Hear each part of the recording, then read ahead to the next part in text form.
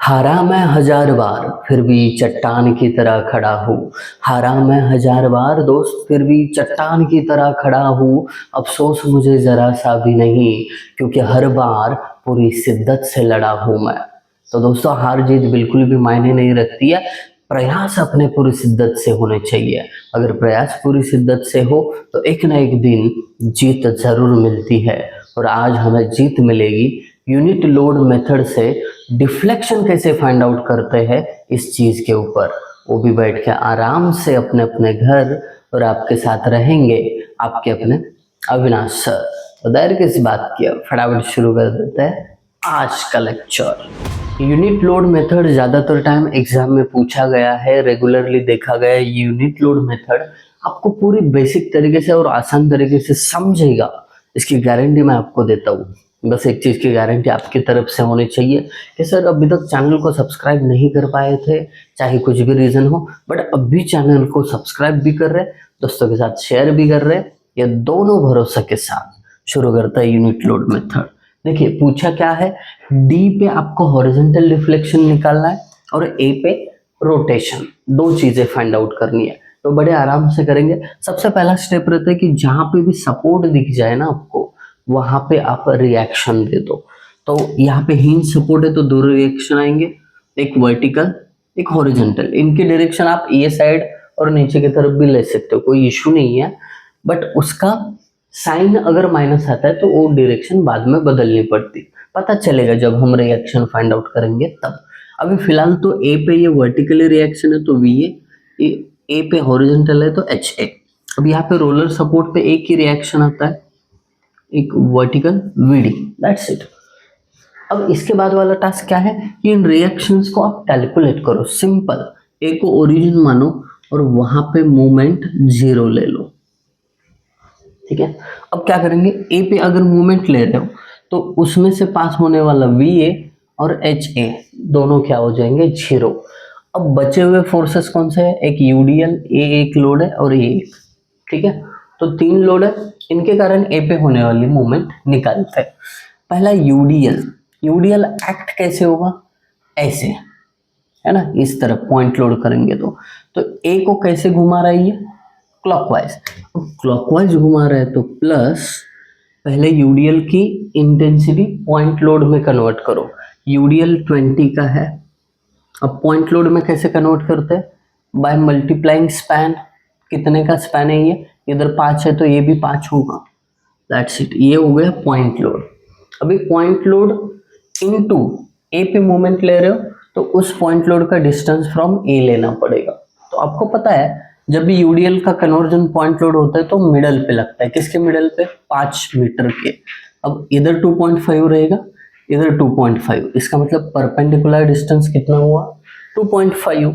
बड़े basic way से मैं समझा रहा हूँ क्योंकि हर किसी का डाउट पूरा क्लियर हो जाए। किसी को कुछ भी नहीं आता हो ना, वीडियो देख लेना, पूरा आ जाएगा, ये गारंटी दे रहा हूँ मैं। इतना बेसिक तरीके से हम डिस्कस ही कर रहे हैं।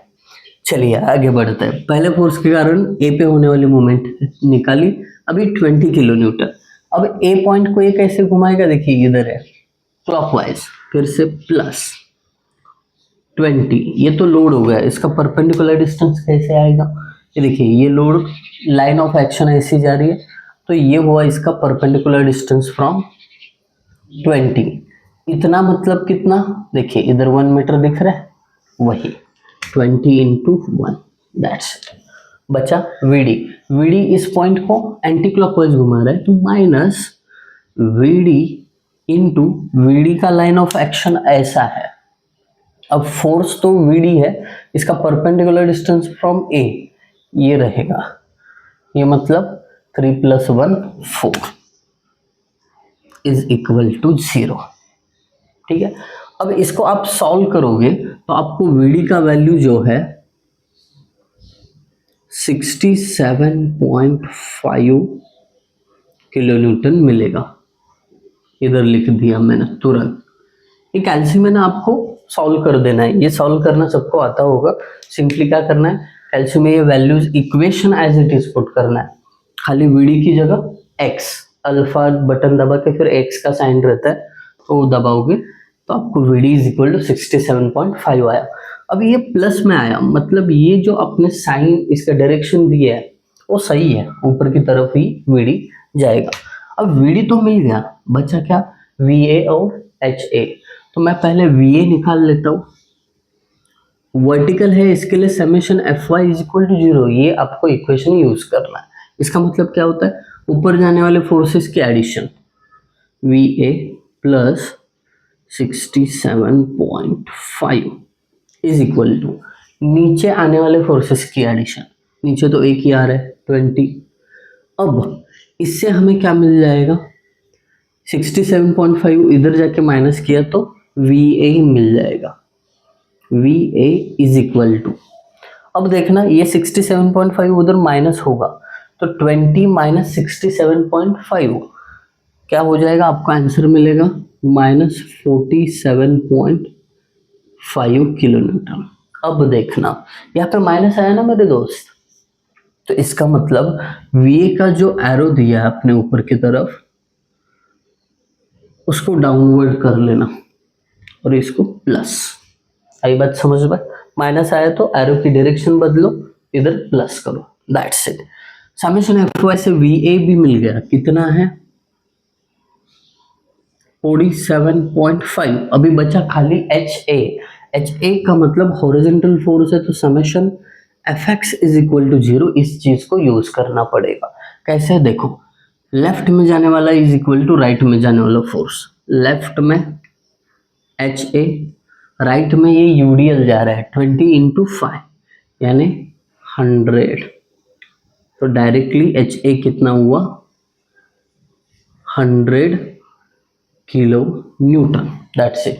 25 स्पैन मैंने पॉइंट लोड किया है डायरेक्टली, 25 100 होता है, तो ये निकल गया। अब जैसे ही आपने ये रिएक्शन निकाले तो अभी आपका अगला टास्क क्या रहेगा कि पहले देखो आपको पूछा क्या है, डी पे हॉरिजॉन्टल डिफ्लेक्शन, तो डिफ्लेक्शन निकालने के लिए एक डायग्राम आपको ड्रॉ करना पड़ेगा। कैसा, सेम ऐसा portal frame as it is draw करो, एज इट इज, ठीक है, विथ पॉइंट नेम ABCD, ये 5 मीटर है, ये भी 5 मीटर है, इधर एक पॉइंट आएगा E, इधर 1 मीटर, इधर 3 मीटर, बरोबर। अब इसमें खाली एक्सटर्नल लोड्स जो है ना वो मत देना, एक्सटर्नल लोड यानी 20 किलो न्यूटन पर मीटर, 20 किलो न्यूटन ये लोड है, इसको मत देना। बट ये जो रिएक्शंस है ना, ये आपको जैसा लगे इसका डायरेक्शन लेना, वैसा डायरेक्शन के साथ रिएक्शन दे दो, VA HA VD, है ना, रिएक्शन लिखे, खाली एक्सक्लूड क्या किया है, लोड्स को एक्सक्लूड किया, इस बात को ध्यान रखना। डन। अभी करेंगे सेम प्रोसीजर जो इस डायग्राम में किया था। आपने क्या किया, रिएक्शन देने के बाद रिएक्शन को फाइंड आउट किया, सेम यहाँ पे भी करो, रिएक्शन जैसे ही दिए रिएक्शन फाइंड आउट करो। ए को ओरिजिन मान के मोमेंट एट ए 0 दिखाओ, क्या होगा, ए पे मूवमेंट ले रहे तो VA और HA पहले ही 0 हो जाएंगे। दूसरी चीज, हाँ एक चीज रहेगी वो बता देता हूं,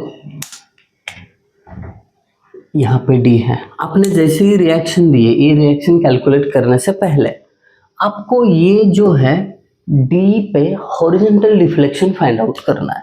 तो हॉरिजॉन्टल डिफ्लेक्शन फाइंड आउट करना है, इसके लिए हॉरिजॉन्टली 1 किलो न्यूटन का लोड आपको अज्यूम करना होता है। जैसे ही आपने डायग्राम ड्रॉ किया, रिएक्शन दिए, पॉइंट के नाम दिए, तो क्या करो, एक हॉरिजॉन्टल यूनिट लोड यहाँ पे दे दो। अब D पे ही हॉरिजॉन्टली, क्यों, क्योंकि D पे डिफ्लेक्शन पूछा है इसके लिए D पे, और हॉरिजॉन्टल डिफ्लेक्शन पूछा है इसके लिए हॉरिजॉन्टली। एरो आप ये साइड ले सकते हो, ये साइड, कोई इशू नहीं है। बट जब आप कैलकुलेशन करोगे तो रिएक्शन अगर उल्टा आ गया, माइनस में आ गया, तो एरो बदल सकते हैं, जैसे यहाँ पे हमने बदला था। Got it. अभी आगे बढ़ते हैं, हम करेंगे क्या, मोमेंट एट ए 0 दिखाएंगे। देखो VA सेम पॉइंट से पास हो रहा है, HA सेम पॉइंट से पास हो रहा है, इसके लिए क्या हो जाएंगे, ये HA VA 0 हो जाएंगे। इसके साथ साथ ये जो 1 किलो न्यूटन है ये भी क्या हो रहा है, हॉरिजॉन्टली अगर इसका लाइन ऑफ एक्शन आप एक्सटेंड करोगे तो ए ही पॉइंट से जा रहा है, क्योंकि ये भी 5 मीटर है ये भी 5 मीटर है, मतलब ए और डी सेम लेवल पे है, तो इसका लाइन ऑफ एक्शन जो है ए से ही पास हो रहा है, तो इसके कारण होने वाली मूवमेंट भी जीरो। तो बचा कौन सा फोर्स, खाली वीडी है ना, वीडी ही बचा। तो क्या करेंगे, इस ए पे होने वाली वीडी के कारण मूवमेंट कितनी होगी, पहले तो ये एंटी क्लॉकवाइज जा रहा है तो माइनस वीडी इंटू इसका डिस्टेंस, ये देखिए लाइन ऑफ एक्शन ऐसा है, परपेंडिकुलर डिस्टेंस ये यानी 4 इज इक्वल टू, बाकी कोई फोर्स नहीं है, इज इक्वल टू 0। तो इसका अल्टीमेटली वीडी 0 ही हो जाएगा, मतलब वीडी नहीं लिखा तो भी चलेगा। गॉट इट, वीडी 0 हो रहा है तो नहीं लिखा तो भी चलेगा। फिर उसके बाद वी और H A summation F Y is equal to 0, जैसे यहाँ पे किया था वैसे सेम, ऊपर जाने वाले फोर्सेस की addition V A plus 0 is equal to, नीचे कोई फोर्स आ रहा है नहीं तो 0, इसका मतलब वी ए डायरेक्टली क्या हो गया 0। तो ये भी नहीं लिखा तो भी चलेगा, ये भी क्या हो गया डायरेक्टली 0 हुआ। अब बात करते हैं एच ए की, हॉरिजॉन्टल है इसके लिए summation F X is equal to 0, इस इक्वेशन का यूज करेंगे। क्या कहेगा ये, लेफ्ट में जाने वाला H A is equal to right में जाने वाला 1, तो एच ए का वैल्यू आया 1। गॉट इट, आई बात समझ में, वेरी गुड। आपको एच ए का वैल्यू मिल गया, सब रिएक्शन फाइंड आउट किए, उसमें से वी ए 0 आया, वी डी 0 आया, मतलब इनका कोई मतलब ही नहीं बनता वहाँ पे। आप इसको रफ भी कर सकते हो, आपने लिखा रहता है तो आप रफ नहीं कर पाओगे तो एज इट इज रखो, कोई इशू नहीं है, मैं रख देता हूँ। अब जैसे आपने डिफ्लेक्शन के लिए डायग्राम ड्रॉ किया, कहाँ पे, डी पे डिफ्लेक्शन, वैसे सेम ए पे भी आपको क्या चाहिए, रोटेशन चाहिए ना, तो आप क्या करो, इस रोटेशन यानी स्लोप के लिए भी एक डायग्राम ड्रॉ करो, बड़ा इजी है। ऐसा एक डायग्राम जहां पे आप पॉइंट के नाम लिखोगे बट एक्सटर्नल लोड नहीं लिखोगे, ये 1 मीटर है, ये 3 मीटर है, ये 5 मीटर रहेगा, ठीक है। तो सब कुछ एज इट इज, रिएक्शंस भी एक वर्टिकल एक हॉरिजॉन्टल, यहाँ पे एक वर्टिकल, ठीक है, इसको वी ए बोलते हैं, इसको एच ए बोलते हैं, इसको वी डी बोलते हैं। जैसे हमने यहाँ पे डिफ्लेक्शन, दोस्त थोड़ा ध्यान दे के बने रहो, कोई इशू नहीं होगा, थोड़ा समय लो, थोड़ा रुको, पानी पियो, फिर वीडियो स्टार्ट करो, बट बने रहो। रिएक्शन दे दिया, यहाँ पे हमने डिफ्लेक्शन के लिए क्या किया था, हॉरिजॉन्टल एक यूनिट लोड आपने दिया था। सेम यहाँ पे कहाँ पे आपको रोटेशन चाहिए, ए पे रोटेशन फाइंड आउट करने बोला है, तो जब रोटेशन या स्लोप फाइंड आउट करने पड़ते हैं तो आप यहाँ पे कंसीडर करते हो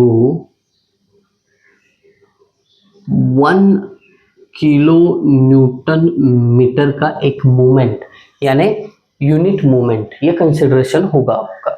अब इसको कंसिडर किया ना तो फटाफट same procedure reaction find out करने के लिए क्या करेंगे, summation of movement at A is equal to, अब 0 नहीं बोल सकते, एक clockwise movement 1 kilo newton metre की है तो वो 1 दिखा दो। अभी देखो यहाँ पे मूवमेंट ले रहे हो तो इस फोर्सेस के कारण होने वाली मूवमेंट तो 0 रहेगी, बट ये मूवमेंट है वो राइट साइड में आएगी। अब आगे चलते हैं, और कौन सा फोर्स है, खाली एक ही फोर्स दिख रहा है वीडी। अब वीडी के कारण ए पे होने वाली मूवमेंट कैसे निकालोगे आप, वीडी एंटी क्लॉकवाइज घुमा रहा है, इसके लिए माइनस वीडी, और इस वीडी का ए से डिस्टेंस ये ऊपर जा रहा है, ये वाला डिस्टेंस यानी 4 इज इक्वल टू 1। इस बात को अच्छे से दिमाग में भर लो, क्योंकि यहाँ पे आपको आदत रहती है समेशन m एट a 0 लिखने की, पर यहाँ पे 1 क्यों आया? क्योंकि हमने कंसिडर किया है यहाँ पे 1 किलो न्यूटन मीटर की मूवमेंट, क्योंकि रोटेशन निकालना है तो वो कंसिडरेशन करना ही पड़ता है, करेक्ट। तो उस हिसाब से मेरे पास केवल एक ही फोर्स है जो मूवमेंट दे सकता है, तो Vd इंटू 4 किया इज इक्वल टू यहाँ पे जो मूवमेंट है वो लिया। अब देखो ये Vd इज इक्वल टू ये -4 इधर 1 को डिवाइड में जाएगा ना तो -0.25 आएगा, और Vd का वैल्यू -0.25 किलो न्यूटन। इसका मतलब Vd का एरो क्या हो गया? गलत हो गया। जैसे आंसर माइनस आया, मैंने क्या किया, एरो चेंज कर दिया डाउनवर्ड साइड और इसको प्लस कर दिया, सिंपल। अब इसके बाद Va और Ha बाकी है, तो हम क्या करेंगे, summation Fy for vertical force, ऊपर जाने वाला फोर्स Va और कोई फोर्स ऊपर जा रहा है? नहीं जा रहा है, ये नीचे आ रहा है Vd का वैल्यू कितना है? 0.25, तो ये ऊपर जाने वाला Va इज इक्वल टू नीचे आने वाला Vd, खत्म। इधर 0.25 Va का वैल्यू यहाँ पे आ गया। चाहिए तो ये थोड़ा सा ना क्लॉकवाइज रिएक्शन का एरो पीछे लिखता हूँ ताकि वैल्यू में कंफ्यूजन ना हो जाए। बड़े आराम से बता रहा हूँ ताकि आपको एक चीज भी मिस ना हो जाए, हर चीज क्लियर हो जाए। समेशन Fy भी मिल गया। अब Ha बाकी है, तो क्या करेंगे, summation Fx is equal to 0। इससे क्या होगा, लेफ्ट में जाने वाला इज इक्वल टू राइट में जाने वाला, बट यहाँ पे लेफ्ट में तो Ha जा रहा है, बट पूरी डायग्राम में राइट में कोई भी फोर्स नहीं जा रहा है, तो इज इक्वल टू 0। तो Ha क्या हो गया, 0। तो Ha लिखा नहीं लिखा फर्क नहीं पड़ता, मैं Ha को हटा ही देता हूँ, ठीक है, 0 है। तो थोड़ा कंफ्यूजन यहाँ पे हो रहा था, ज़्यादा फोर्सेस एक साथ आ रहे थे, तो मैंने Ha को हटा दिया। आप लोग भी उसको ना ऐसा पेंसिल से कट कर सकते हो, ठीक है, कोई इशू नहीं है। डन, रिएक्शन निकाल दी। अब सिंपल एंड वाला टास्क हमें करना है। कौन सा है वो टास्क? तो ये देखिए, आपको एक टेबल बनाना है, रीजन, ओरिजिन, लिमिट, फिर कैपिटल M यानी मूवमेंट ऑफ दिस डायग्राम, फिर थोड़ा इसके लिए ज़्यादा जगह छोड़ता हूँ, फिर मूवमेंट फॉर डिफ्लेक्शन यानी Y, छोटा m रहता है एक्चुअली इस डायग्राम का मूवमेंट डिफ्लेक्शन के लिए जो आपने ड्रॉ किया। फिर उसके बाद अगेन एक मूवमेंट होती है, बट ये अब रोटेशन के डायग्राम के, और फिर EI फ्लेक्सुरल रिजिडिटी। ये क्या बात है अभी समझ जाओगे आप कि ये टेबल में क्या क्या भर देना है आपको। पहली चीज, पहला रीजन कौन सा है, A से लेके B तक लिखो, A से लेके B तक। अभी आपको ओरिजिन लेना है। ओरिजिन मतलब क्या, जहां से आप x डिस्टेंस पे एक सेक्शन कंसिडर कर सको। तो अभी के लिए मैं A लेता हूँ। अब आपको बता दूंगा कि A ही ओरिजिन क्यों लिया। आप B भी ओरिजिन ले सकते थे, बट मैंने A ओरिजिन क्यों लिया ये भी बताऊंगा। पहले तो A से B 0 to 5 लिमिट है, क्योंकि 5 मीटर का स्पैन है। अब देखिए, A को ओरिजिन लिया ना, इसके कारण A से x डिस्टेंस पे आपको एक सेक्शन लेना है जिसका नाम xx रहेगा, ठीक है। ये थोड़ा ऊपर भी ले सकते हैं, थोड़ा नीचे भी ले सकते हैं, डिस्टेंस पता नहीं है, इसके लिए x माना। अब यहाँ पे अगर मैंने यहाँ से x डिस्टेंस लिया ना A की साइड से, तो कैलकुलेशन में ये पार्ट आएगा।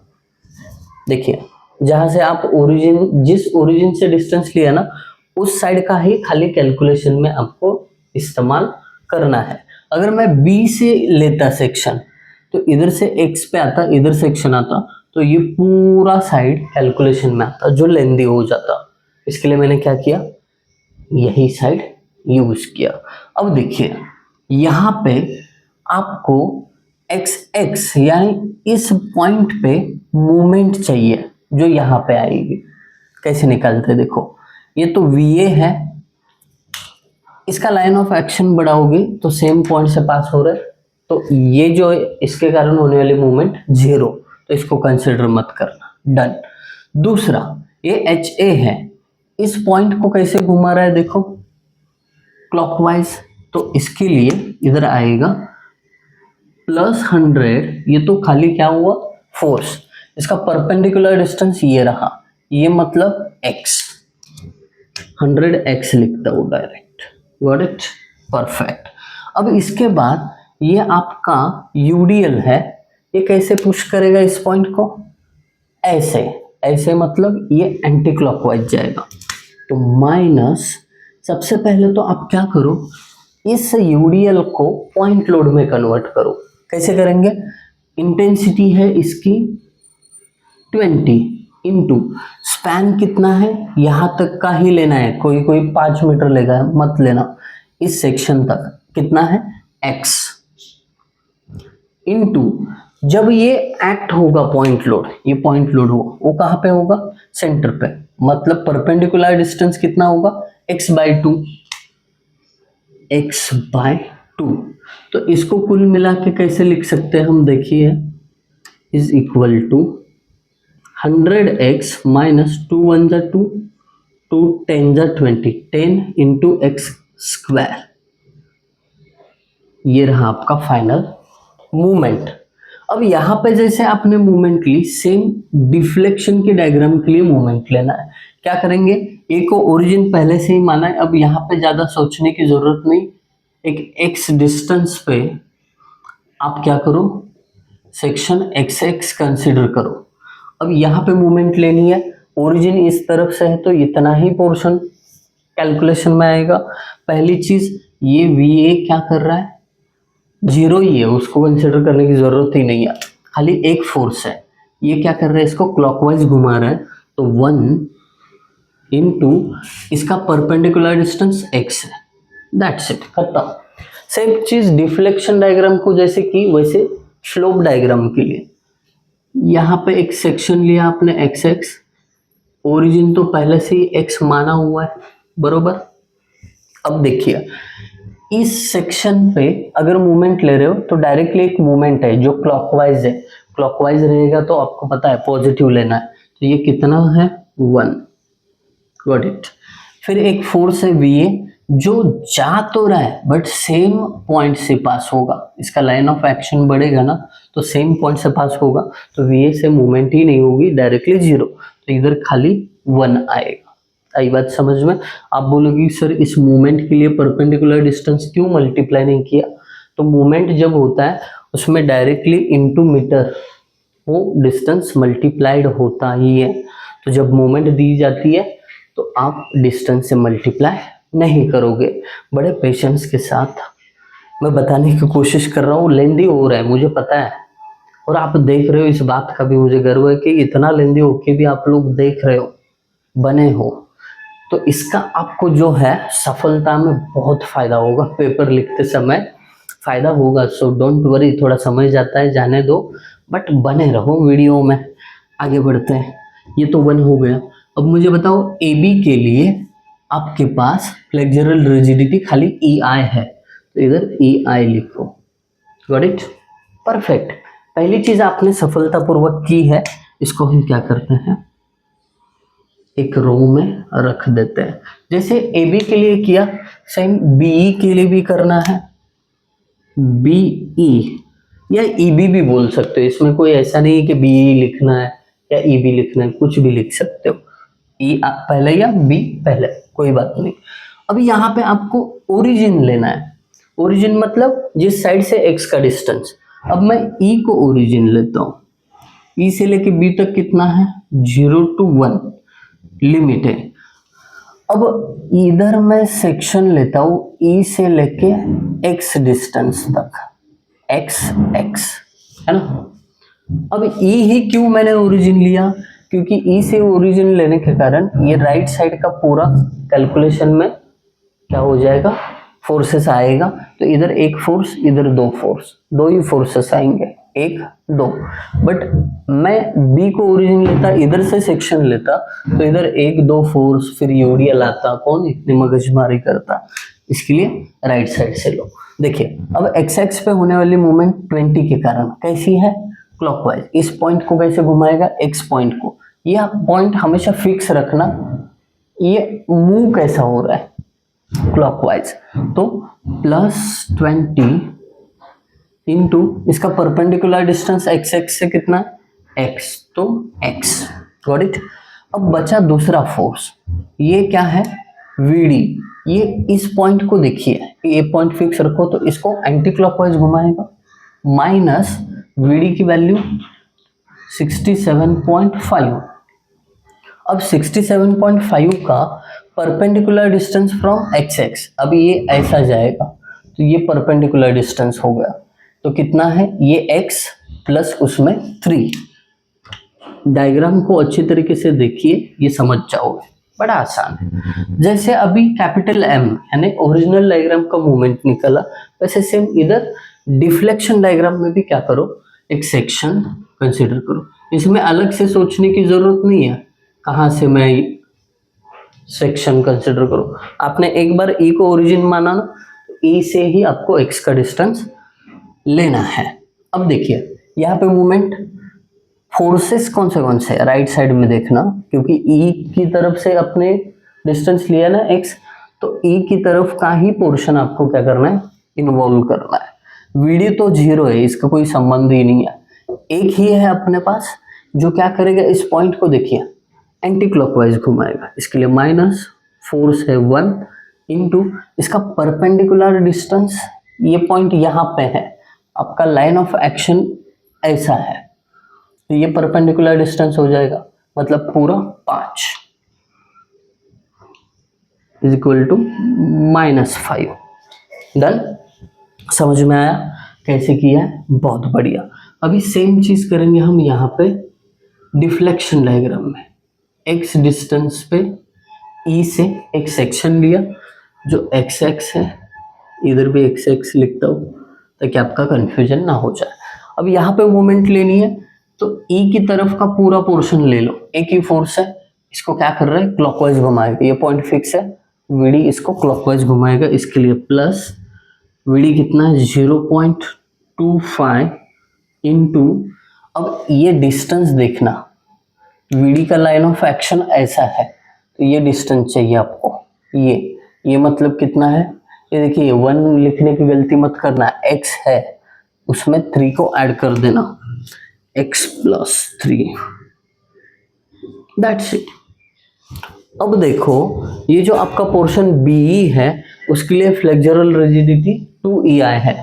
कई बार हम गलती कर देते हैं, यहाँ पे घाई में नहीं लिखते, तो ये लिखना जरूरी है। 2EI हो गया, दूसरा सेक्शन भी सक्सेसफुली कंप्लीट। थोड़ा अभी ना स्पीड बढ़ाता हूँ ताकि अपने को अगला कैलकुलेशन के लिए समय बचे। BE हो गया, अभी EC के लिए C को ही हम क्या करेंगे, ओरिजिन कंसिडर करेंगे। अब जैसे ही C को आपने ओरिजिन कंसिडर किया तो C से x डिस्टेंस पे, मतलब यहाँ पे एक क्या करो, सेक्शन कंसिडर करो। यहाँ पे अभी मूवमेंट निकालनी है, तो राइट साइड में देखो कितने फोर्सेस है, C की तरफ एक ही है।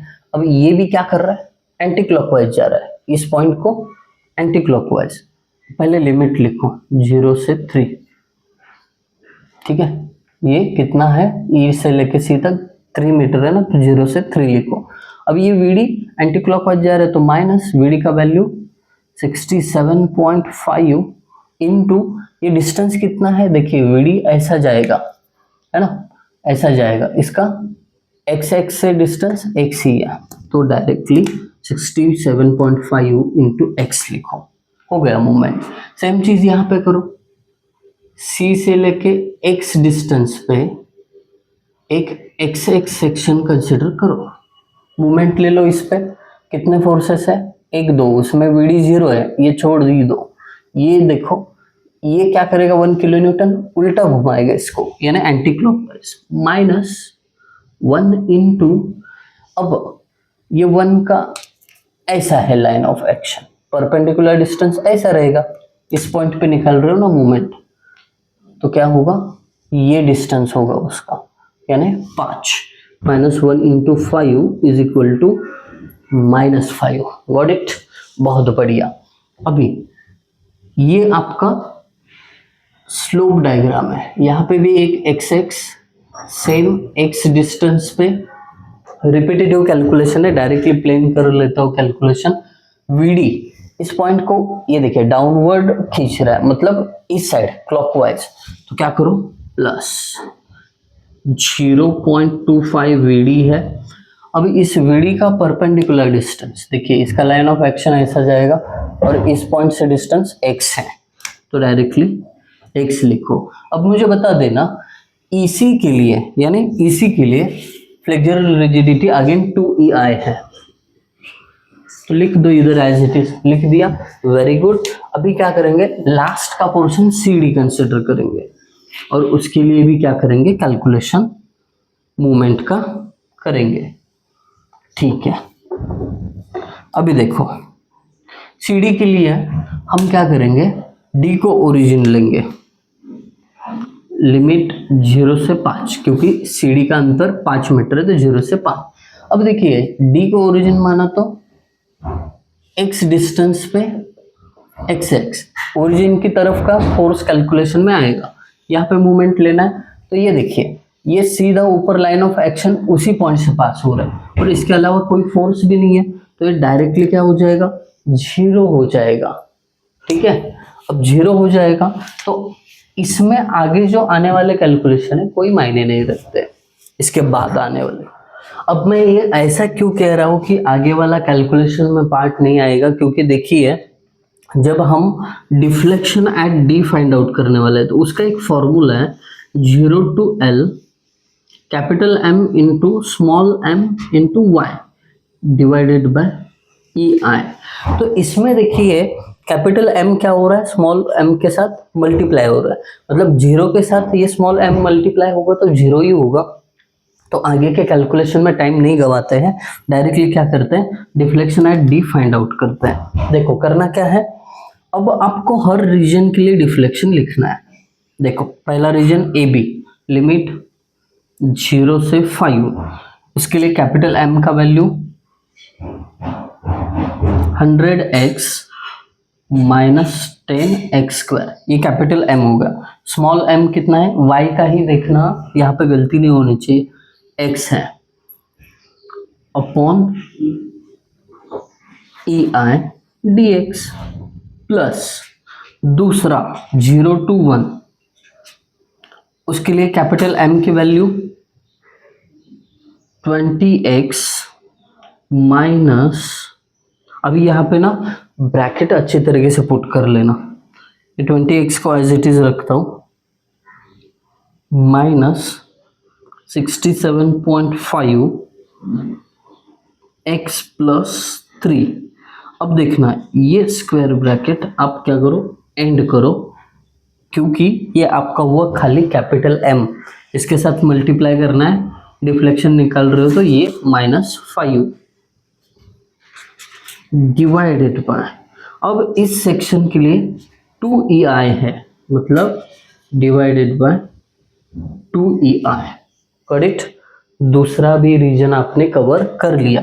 अब बचता है तीसरा रीजन, प्लस 0 to 3 है, इसके लिए कैपिटल M की वैल्यू -67.5x, ब्रैकेट में ही रखना कंपलसरी, क्योंकि कैलकुलेशन में गलती होने का चांस यहाँ पे ज़्यादा रहता है, into multiply by -5 divided by 2EI। अब देखिए इसके बाद वाला जो रीजन है CD, इसमें 0 है तो वो लिखेंगे नहीं तो भी चलेगा। अब ये कैलकुलेशन जो है आप सब कैलकुलेशन करोगे कैल्सी में ना, ये कहाँ पे है ये भी बता देता हूँ, अल्फा का बटन है, उसके नीचे इंटीग्रेशन का साइन रहता है, इंटीग्रेशन का। तो वहां पे ना ये सब वैल्यूज आपको पुट कर देने हैं। अगर पुट कर दोगे तो आपको इसका जो आंसर है, ई आई को कॉमन निकालना बाहर, ई आई ऐसे कॉमन निकालना, ये 2 वगैरह रखना इसमें खाली, और इन सबको कैलकुलेट करोगे तो आंसर मिलता है। एक बार चेक करता हूँ बुक में भी, मैंने पहले सॉल्व किया है 3929.17, 3929.17 ये आता है आपका आंसर। ठीक है, अच्छे से सॉल्व करना, यही आंसर आना चाहिए आप लोगों का। कैलकुलेशन में गलती मत करना। अगर किसी को ये नहीं समझता है तो एक शॉर्ट वीडियो इस पे डालूंगा कि ये इंटीग्रेशन का कैलकुलेशन कैसे करना है, बट कैलकुलेशन करते रहो। किसी को नहीं आता है तो कमेंट में बता देना कि सर ये कैलकुलेशन हमें नहीं आता, इंटीग्रेशन का कैसे करना है, तो मैं बता दूंगा, डोंट वरी। अब आगे बढ़ते हैं। पहली चीज आपने निकाल ली कि डी पे हॉरिजॉन्टल डिफ्लेक्शन निकाल लिया। अब एक ही चीज बची है, उसके लिए ये पोर्शन में यूज करना चाहूंगा, वो है रोटेशन एट ए। उसके लिए भी सेम फॉर्मूला, खाली स्मॉल m इंटू वाई की जगह क्या आ जाएगा, 0 to L capital M into small m theta वाला divided by E I is equal to, अभी सेक्शन वही लेने हैं, पहला 0 to 5 है। 0 to 5 के लिए कैपिटल M का वैल्यू क्या है, 100x माइनस 10x स्क्वायर, ये कैपिटल M हुआ। उसके लिए m थीटा कितना है, 1 डिवाइडेड बाय ई आई, पहला सेक्शन कवर, प्लस 0 to 1 दूसरा सेक्शन।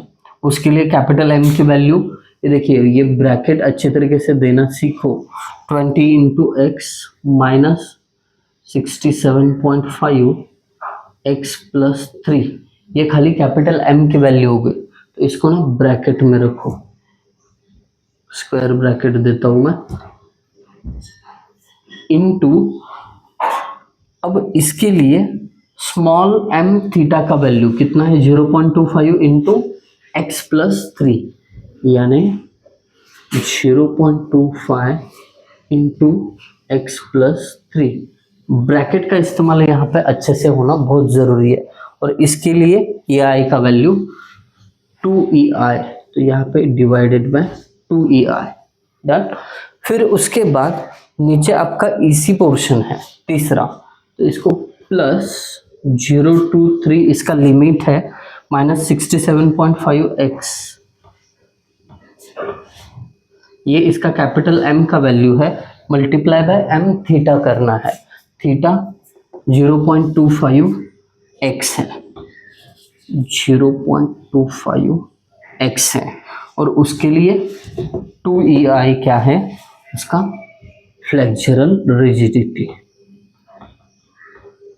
dx।